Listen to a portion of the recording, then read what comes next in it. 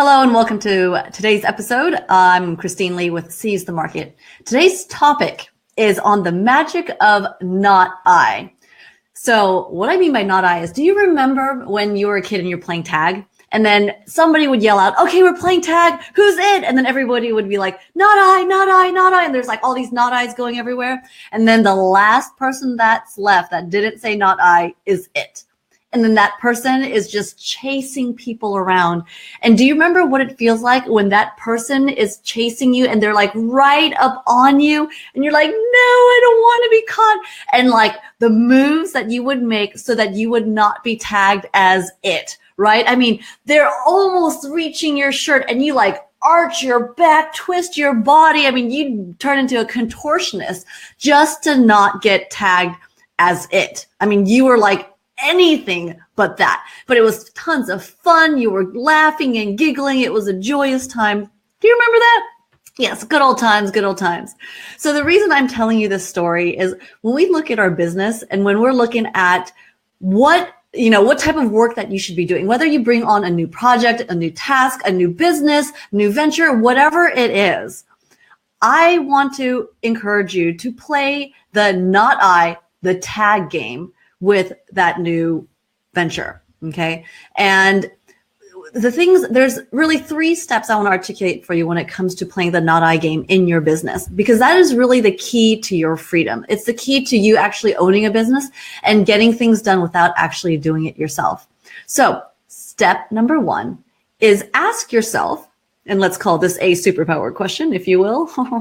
Okay. So ask yourself, if not I, then who? And so you really have to force yourself to think about this, because sometimes a lot of people's first reaction is, no, it's got to be me. I'm the only one that can do it. And what is it? So you start being like this hoarder of stuff that you think you have to do. So just make a rule for yourself. If you got hit by a bus, pray tell that does not happen. But just saying, if I was at a commission for whatever reason, maybe you're on vacation for a year, and it was not you, then who would it be? Then who should it be, right? If you don't have that person, then do you need to get somebody? And how would you get somebody, right? Because by asking that question, it unravels the next layers of solutions that come into place for it to not be you, for you to not be tagged as it, right? For you to be able to declare, dang it, not I. So ask yourself that question as the first step. And then once your brain actually gets over itself, you get over yourself as far as you having to do it. And you say, okay, so perhaps this person could do it, right? That's kind of how it slowly shows up if you have any type of resistance to the not I. And so then you're like, okay, perhaps this person can do it. Then you ask yourself, okay, then how do I support them? What do they need to complete that in excellence, right? And so then you start unraveling the details of what it is they need to learn. What do they need in terms of tools? What do they need in terms of metrics, accountability, milestones, all the good stuff that's actually going to make it happen, all the strategies and tactics that go behind the overall objective, all right, of not I. And the not I being above that is getting accomplished X, okay? So then you have that as a second part is, what do they need in order to succeed? And how you can support them. All right. And then the third part is, hey, accountability, trust but verify, right? Inspect what you expect. And so as you go through the process, it's not like, oh yeah, I picked a person. You just throw the basket at them. You're like, peace out. Good luck. I hope that works for you. Let me know when you can cut me the check, right? It doesn't really work like that. You actually need to invest a little time to make sure it's being done right? If it's not you, somebody's got to. But whenever you throw somebody into a new position, role, or whatnot, you want to be able to set them up for success. There's actually a transition into the role of owning the role. Nobody can step into something brand new and just kill it on day one. I mean, that's just not a realistic expectation. If you want that to be your formula for success, then you got some surprises coming to you around the corner.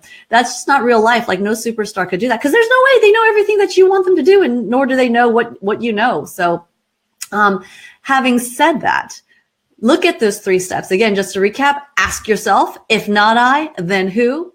2, what do they need? How can you support them? In terms of tools, knowledge, any other type of support. 3 is the accountability, trust but verify, inspect what you expect. And if you can master those 3 steps and play the not I game in your business, then your bandwidth just became infinitely larger than before. And you can continue to play the not I game to start new things, grow new things, take on new projects, add new and different dimensions to your business, improve your business, whatever it is. It's not going to be you. So you have, like, the world is your oyster. And so this is a really valuable concept to be able to wrap your head around, whether you have an existing business, whether you're starting a new business, or whether you are, transitioning yourself out of some of the things that you don't want to do, and you may have realized, oh my gosh, I need to get this thing out of my plate. So then you got to start with your who. And so if you are in the midst of wanting to take your business to the next level and you want to have an honest conversation of what those steps might be like, what are the things that you want to say not I to? What are the things that you want to do to grow your business, but hey, you might be at your max. Well, guess what? That means you just need to find your who. You need to play the not I game in your business, not be tagged, untag yourself, right? And so that you can do more and less. So really it's make more, work less. And that is the secret of the top 1%. So if you want to have an honest conversation on what it's going to take to get your business to the next level, and take a look at where you're at now, where you want to be, and how to close that gap, let's have an honest conversation. Give us a call. You can book a time for a free strategy call by going to seizethemarket.com/talk. That's seizethemarket.com/talk. And look forward to helping you grow. Thanks so much. Till the next time, have a great day. Bye.